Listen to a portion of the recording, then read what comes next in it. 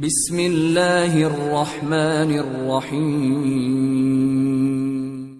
بوڑھا اور زیادہ بڑک اٹھا، ہاں میں جانتا ہوں، میں نے ایک ایسے انسان کا گریبان پکڑ رکھا ہے، ایک ایسے پاسبان پر ہاتھ ڈالا ہے جو بے فکری کی نیند سوتا ہے، ایک ایسے گڈریے سے باس پرس کر رہا ہوں جو اپنے ریوڑ اور ان کی سلامتی و تحفظ کی جانب سے غافل ہو چکا ہے۔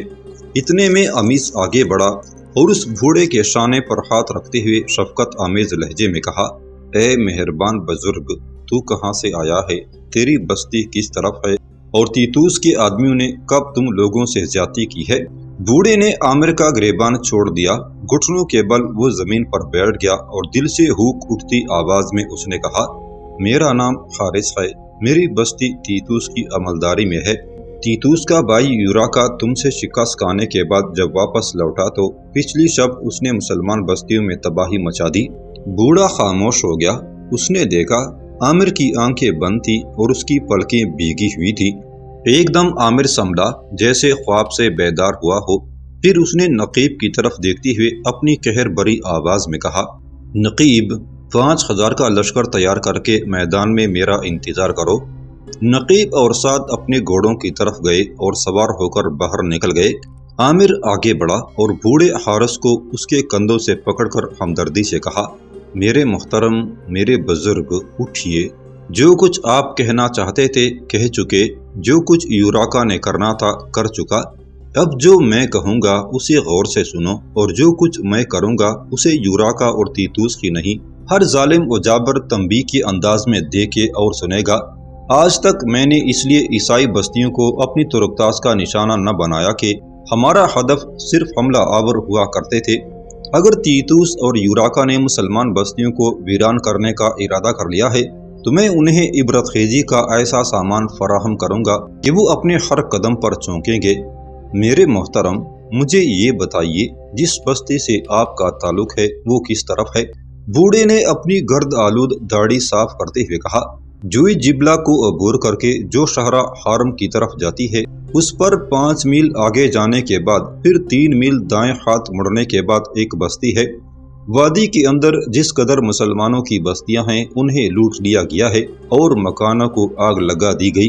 اب نہ وہاں کوئی بستی ہے نہ بستی کا نام ہے۔ لوگ کھلے آسمان تلے پڑے قدرت کے کسی معجزے کے منتظر ہیں۔ عامر نے ایک مضبوط عزم اور قصد بالجزم میں کہا، میرے بزرگ، تو پھر میرا انتظار کیجئے، انشاءاللہ قدرت کے ان معجزات کا ضرور بہت جلد ہوگا۔ آپ واپس چلے جائیے، میری آپ سے دوسری ملاقات مسلمانوں کی انہی تباہ شدہ بستیوں کے کنڈرات میں ہوگی جن کی آپ نے خبر دی ہے۔ جائیے، مطمئن ہو کر لوٹ جائیے اور ان تباہ حال مسلمانوں کو جا کر یہ مژدہ سنائیے کہ شام کی تاریکی پھیلنے سے پہلے پہلے وہ ساری بستیاں دوبارہ آباد کرنے کا سامان ہو جائے گا۔ عامر ذرا رکا، پھر اس نے پرشوکت لہجے میں کہا، جائیے، لوٹ جائیے، میرا آپ سے موت کا سا اٹل وعدہ ہے کہ میں حالات کو بدل دوں گا۔ آپ اب دیکھیں گے کہ میں بحیرہ روم سے کوہستان ہرمون کے فرازوں تک تیتوس کے لیے ترکتاس کرنے کی کوئی گنجائش نہ رہنے دوں گا۔ بوڑھا حارث مڑ کر باہر نکل گیا۔ عامر بھاگتا ہوا استبل میں آیا، پھر وہ اپنے گھوڑے پر سوار ہوا اور اسے دوڑاتا ہوا حویلی سے باہر نکل گیا تھا۔ لشکر نقیب اور سعد کی سرکردگی میں پہلے ہی میدان میں جمع ہو گیا اور عامر اسے لے کر جبلہ ندی کو پار کر گیا تھا۔ عامر اپنے لشکر کے ساتھ 10 میل تک تیتوس کے علاقے کے اندر چلا گیا تھا، پھر وہ دائیں طرف مڑا اور 15 مربع میل کے اندر اس نے عیسائی بستیوں میں تباہی اور خونریزی مچا دی تھی۔ ایک ایک بستی کے جوانوں کو قتل کر کے پہلے اسے لوٹا گیا، اس کے بعد آگ لگا دی گئی۔ اس طرح میلوں دور تک آگ اور خون کا طوفان اٹھ کھڑا ہوا تھا۔ بستیاں جل رہی تھیں اور بچے کچے لوگ مغرب اور شمال کی طرف بھاگ رہے تھے۔ تیتوس اور اپنی تباہی کے درمیان عامر نے صرف ایک فرق رکھا تھا، تیتوس کے آدمی مسلمانوں کے مال اور عزت دونوں کے لیے نقصان دہ ثابت ہوئے تھے، جبکہ عامر نے کسی بھی نصرانی عورت سے کوئی تعارض نہ کیا تھا، عورتوں پر ہاتھ نہ اٹھایا گیا تھا۔ تاہم تیتوس ہی کی طرح بستیوں اور فصلوں کو آگ لگا دی گئی تھی۔ اونٹ، گھوڑوں، خچروں اور بکریوں پر مشتمل انگنت ریوڑ عامر کے پاس جمع ہو گیا تھا۔ جو کچھ تباہ شدہ بستیوں سے حاصل ہوا وہ انہی بستیوں کے جانوروں پر لاد کر عامر نے مسلمانوں کی ان بستیوں کا رخ کیا جنہیں تیتوس کے بھائی یوراکا نے پچھلی شب تباہ کر دیا تھا۔ شمال کی طرف بھاگنے والے نصرانیوں کو عامر نے بتا دیا تھا کہ وہ تیتوس کو خبر کر دیں، آئندہ وہ جتنی بھی مسلمان بستیوں کو ویران کرے گا، میں اس سے دگنی نصرانی آبادیوں کو آگ اور خون کی نظر کر دوں گا۔ یہ ایک بھرپور اور عبرت خیز انتقام تھا جو تیتوس کی بدعمالیوں کی وجہ سے عمل میں آیا تھا۔ ساپہر کے قریب عامر اپنے لشکر کے ساتھ اس جگہ نمودار ہوا جس کی نشاندہی بوڑھے حارث نے کی تھی۔ اس نے دیکھا ایک کھلے میدان کے اندر لوگ مسافروں کی طرح پتھریلی زمین پر بیٹھے ہوئے تھے۔ اتنے میں پہاڑ پر کھڑے ایک بوڑھے نے ان تباہ حال لوگوں کو مخاطب کرتے ہوئے کہا، لوگو دیکھو، مغرب کی طرف دیکھو، وہ آ گیا ہے جس کا میں نے تم سے ذکر کیا تھا۔ دیکھو اس کے ساتھ کس قدر جانور اسباب سے لدے ہوئے ہیں۔ اس نے اپنا وعدہ خوب نبھایا ہے۔ خدا کی قسم میں نے اس پر ہاتھ ڈال کر غلطی اور گناہ کیا ہے۔ وہ بوڑھا حارث تھا جو لوگوں کو عامر کے لشکر کا مژدہ سنا رہا تھا۔ اب ان گنت لوگ اس پہاڑ پر چڑھ کر عامر کے لشکر کو قریب آتے دیکھنے لگے تھے۔ عامر جب قریب آیا تو بوڑھا حارث اس پہاڑی سے نیچے اترا اور لشکر کے آگے ہو گیا۔ عامر نے لشکر کو روک دیا، خود وہ اپنے گھوڑے سے نیچے اترا اور حارث کو مخاطب کر کے کہا، میرے بزرگ، سامان سے لدے ہوئے اور خالی ان جانوروں کی طرف دیکھو، کیا قدرت نے اپنے معجزات کا ظہور نہیں کیا؟ آپ مجھے یہ بتائیے اپنی تباہ حال بستیوں کے لوگ کہاں کہاں پڑے ہیں؟ حارث نے خوشی کا اظہار کرتے ہوئے کہا، ویران ہونے والے بستیوں کے سب لوگ ایک جگہ جمع ہیں اور ایسا اجتماعی رفاق کے تحت کیا گیا ہے۔ اس وقت ان لوٹے پیٹے لوگوں کے پاس کھانے کا کچھ بھی نہیں ہے۔ عامر نے پھر پوچھا، اندازاً کتنے لوگ ہوں گے جو متاثر ہوئے ہیں؟ حارث نے کچھ سوچتے ہوئے کہا، 4000 کے لگ بھگ ہوں گے۔ حارث کے علاوہ کچھ بزرگ بھی وہاں جمع ہو گئے تھے۔ عامر نے ان سب کو مخاطب کر کے کہا، میں اس قدر جنس اور خوراک تمہارے حوالے کرتا ہوں جو پورے 6 ماہ تک سب لوگوں کے کام آ سکے، اور ان 6 ماہ میں تم اپنی فصلیں تیار کرنے میں کامیاب ہو جاؤ گے۔ اس کے علاوہ میں اس قدر نقد رقم بھی تم لوگوں کے حوالے کروں گا جو ہر فرد کے لیے 1 سال کا خرچ مہیا کر سکے۔ عامر نے سامان سے لدے ہوئے اونٹ، آدھی خچریں جن پر خوراک اور نقدی کے تھوڑے لدے تھے ان کے حوالے کر دیے۔ اس کے علاوہ جس قدر بکریاں ہاتھ لگی تھیں ان میں سے 2 حصے بھی انہیں دے دیے۔ باقی سامان کو اس نے اپنے لشکر کے لیے رکھ لیا تھا۔ سامان سے لدے ہوئے اونٹ اور خچر ان ویران حال بستیوں کے بڑے بوڑھوں کو حوالہ کرنے کے بعد عامر نے ان سب سے مصافحہ کیا، اور جب وہ اپنے گھوڑے پر دوبارہ سوار ہوا تو بوڑھا حارث اس کے قریب آیا، ایک دم نیچے جھکا اور رکاب میں رکھے ہوئے عامر کے پاؤں کو بوسہ دینے لگا۔ عامر بدک سا گیا تھا۔ اس نے فوراً گھوڑے سے چھلانگ لگا دی اور بدحواسی میں کہا، میرے محترم، یہ آپ نے کیا کیا؟ آپ میرے بزرگ ہیں، آپ کا احترام بہرحال مجھ پر فرض ہے۔ حارث نے آنکھیں بند کرتے ہوئے ایک انوکھے نشے میں کہا، اے ملت کے شیر دل فرزند، تمہارے پاؤں کو بوسہ دے کر جو سرور ملا ہے، اس کی لذت و سودا، اس کا سکر و خمار انوکھا اور نرالا ہے۔ خدا کی قسم تم نے دشمن کو نیم جان کر کے ہمارے دل کا سارا دھواں تحلیل کر دیا ہے۔ آپ کی حویلی میں مجھ سے جو آپ کے ساتھ زیادتی ہوئی تھی اس کی میں آپ سے معافی مانگتا ہوں۔ عامر نے مسکراتے ہوئے کہا، حویلی کے اندر آپ نے میرے منہ پر جو تماچے مارے تھے یہ انہی کا اثر ہے کہ میں نے دشمنوں سے انتقام لیا ہے۔ آپ کے وہ تمانچے میری ذات پر، میرے ضمیر پر اور زنگ آلود ذہن پر تازیانے تھے جن کی شدت نے مجھے زندگی کی اصل راہ دکھائی۔ ان تمانچوں کی نسبت سے میں آپ کا احسان مند ہوں۔ اب مجھے اجازت دیجیے، میں جاتا ہوں۔ شام سے پہلے پہلے مجھے اپنے مستقر میں پہنچ جانا چاہیے۔ بوڑھا حارث چند لمحوں تک عامر کے ان کھردرے اور خون آلود کپڑوں کو دیکھتا رہا جن پر کئی پیوند دیکھے جا سکتے تھے۔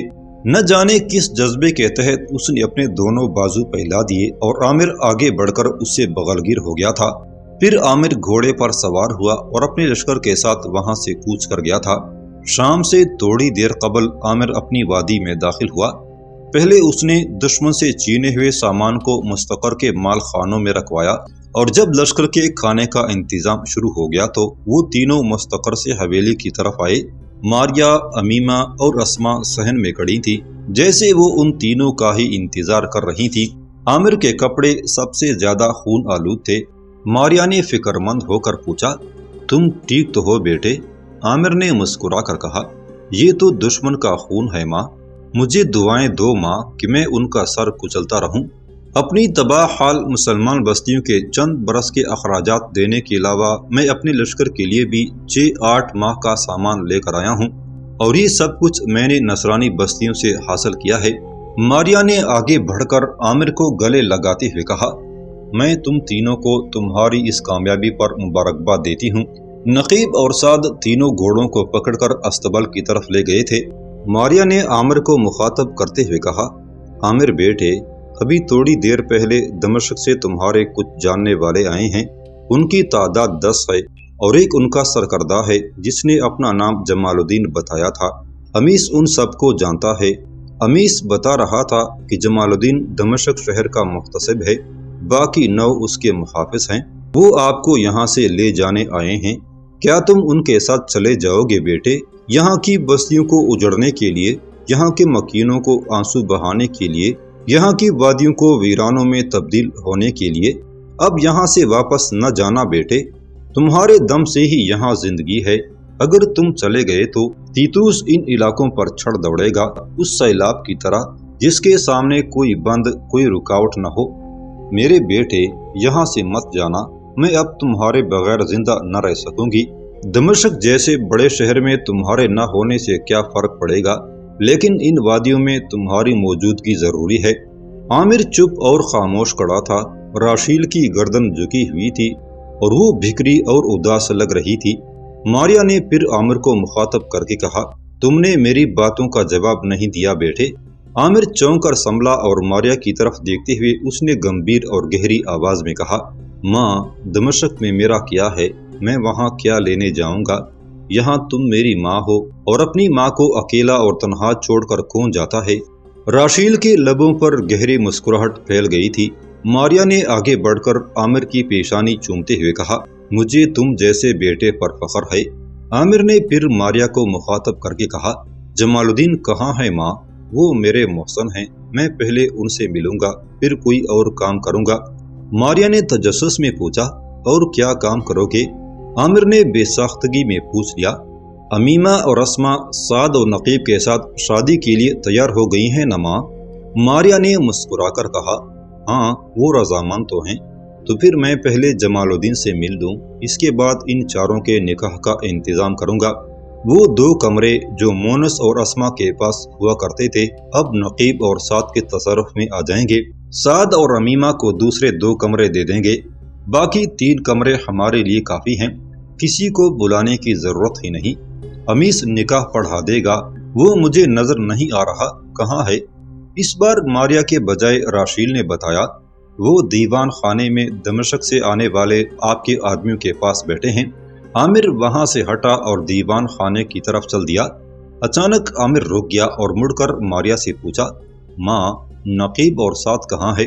ماریا نے اس کی طرف بڑھتے ہوئے کہا، انہیں میں نے دیوان خانے میں بھیجا ہے، مجھے خدشہ ہو گیا تھا کہیں تم جمال الدین کے ساتھ دمشق نہ چلے جاؤ، لہٰذا میں نے نقیب اور سعد کو اس لیے اس کے پاس بھیجا ہے کہ وہ اس سے کہیں عامر کو یہاں سے دمشق نہ لے جاؤ۔ عامر مڑا اور پھر دیوان خانے کی طرف چل دیا۔ تیز تیز قدم اٹھاتا ہوا جب وہ وہاں پہنچا تو اس نے دیکھا دیوان خانے میں جمال الدین کے علاوہ اس کے 10 مسلح آدمی امیس، نقیب اور سعد بھی بیٹھے ہوئے تھے۔ عامر کو دیکھتے ہی جمال الدین اٹھا اور اپنے دونوں بازو پھیلا کر عامر کی طرف بھاگا۔ اس نے ایک والہانہ انداز میں عامر کو اپنے ساتھ لپٹا لیا اور اس کے خون آلود لباس کی پرواہ نہ کی تھی۔ پھر اس نے عامر کو اپنے ساتھ بٹھاتے ہوئے کہا، میں دوپہر کا آیا ہوا ہوں بیٹے، مجھے خبر ہوئی تھی تم کہیں حملہ آور ہونے گئے ہو، لگتا ہے یہاں آ کر تم نے اپنی قوت میں خوب اضافہ کر لیا ہے۔ امیس مجھے بتا رہا تھا تم دشمن کو کئی بار کھلے میدانوں میں شکست دے چکے ہو، اب دمشق میں بھی وہ حالات نہیں ہے بیٹے۔ طاہر المرزغانی نصرانیوں کے ساتھ ساز باز کرتا ہوا رنگے ہاتھوں ہم نے پکڑ لیا تھا، اسے اور شہر کے 6000 اسماعیلیوں کو ختم کر دیا گیا ہے، اب دمشق میں سکون ہے۔ امام یوسف فندلاوی اس وقت شہر کے قاضی ہیں، وہ تمہیں بہت یاد کرتے ہیں اور شہاب الدین دمشق میں تمہاری کمی محسوس کرتے ہیں۔ تاج الملوک بھوری اپنی غلطیوں پر شرمندہ ہے، اس نے تمہیں شہر کا محتسب مقرر کر دیا ہے اور تمہیں لانے کو بھیجا ہے۔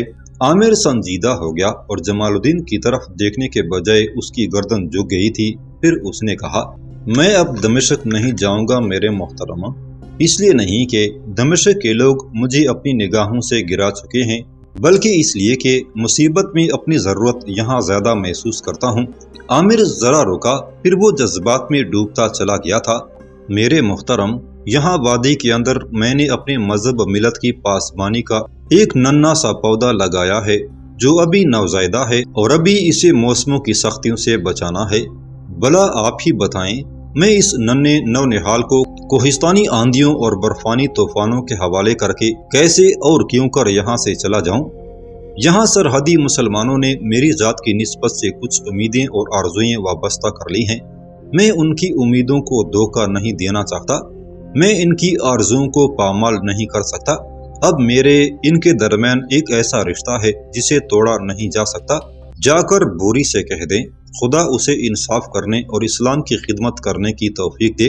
مجھے اب یہیں رہنے دیں کہ انہی وادیوں کے اندر میرا جینا اور انہی کوہستانوں کے اندر میرا مرنا ہوگا۔ عامر خاموش ہو گیا۔ نقیب اور سعد مطمئن ہو گئے۔ امیس کے چہرے پر سمندر کی سی لازوال مسکراہٹ تھی۔ جمال الدین نے اپنی جھکی ہوئی گردن اوپر اٹھاتے ہوئے کہا، تمہاری باتوں نے مجھے متاثر کیا ہے۔ اگر تم یہاں رہ کر مسلم قوم کی بہتر خدمت کر سکتے ہو تو میں تمہیں اپنے ساتھ نہ لے کر جاؤں گا۔ خدا تمہیں توفیق دے۔ ان سرحدی مسلمانوں کی حفاظت کے لیے ایک مضبوط بند اور آہنی حصار قائم کرو۔ میں بوری سے جا کر کہہ دوں گا کہ نافع کا بیٹا ہم سے کہیں بہتر اسلام کی خدمت کر رہا ہے۔ جمال الدین کھڑا ہوتا ہوا بولا، اب مجھے اجازت دو، میں یہاں سے رخصت ہوتا ہوں۔ عامر نے حیرت کا اظہار کرتے ہوئے پوچھا، نہیں، آپ اتنی اجرت میں کیوں کر جا سکتے ہیں؟ آپ چند روز یہاں قیام کریں، اس میں مجھے خوشی ہوگی۔ جمال الدین نے عامر کا ہاتھ پکڑ کر اوپر اٹھاتے ہوئے کہا، میرا جانا ضروری ہے۔ دمشق کے حالات ابھی اجازت نہیں دیتے کہ میں زیادہ دیر باہر رہوں۔ اب مجھے روکنے کے لیے کوئی اور رکاوٹ کھڑی نہ کرنا۔ بس یہی سمجھو، جس طرح اس کوہستانی بستیوں میں تمہارا قیام ضروری ہے، اس طرح میرا آج ہی دمشق لوٹ جانا لازمی ہے۔ عامر کچھ نہ کہہ سکا۔ جمال الدین اس کے شانے پر ہاتھ رکھتے ہوئے باہر آیا۔ جمال الدین کے محافظ نقیب، سعد اور امیس بھی باہر نکل آئے تھے۔ وہ سب استبل میں گئے۔ محافظ اپنے اور جمال الدین کا گھوڑا صحن میں لے آئے تھے۔ جمال الدین نے عامر کے بعد امیس، نقیب اور سعد سے مصافحہ کیا، اپنے گھوڑے پر سوار ہوا۔ ایک مغموم مگر پر اثر نگاہ اس نے افسردہ کڑے عامر پر ڈالی۔ اس کے بعد وہ اپنے گھوڑے کو ایڑ لگا کر اپنے محافظوں کے ساتھ باہر نکل گیا تھا۔ جمال الدین جا چکا تھا، مگر عامر ابھی تک اسی طرح اداس اور مغموم کھڑا تھا۔ اس کی آنکھیں لگاتار حویلی کے اس دروازے پر لگی تھی جہاں سے نکل کر جمال الدین باہر گیا تھا۔ امیس، نقیب اور سعد بھی اس کی حالت پر افسردہ ہو رہے تھے۔ جمال الدین کے رخصت ہونے کے بعد سب دیوان خانے میں واپس آ گئے۔ بڑی سادگی کے ساتھ امیس نے دیوان خانے میں نقیب سے اسما کا اور سعد سے امیمہ کا نکاح پڑھا دیا۔ جب وہ فارغ ہوا تو عامر نے ماریہ کی طرف دیکھتے ہوئے کہا، اب کھانے کا انتظام کرو ماں، سخت بھوک لگی ہے۔ میں بھی کیسا احمق ہوں، جمال الدین اور اس کے ساتھیوں کو جاتے ہوئے یہ تک نہ پوچھا کہ کھانا کھا کر جاؤ۔ ماریہ اٹھتی ہوئی بولی، آؤ سب میرے ساتھ کھانا کھائیں۔ سب دوسرے کمرے میں چلے گئے۔ وہاں ماریہ اور راشیل نے کھانا لگایا اور سب مل کر کھانا کھانے لگے تھے۔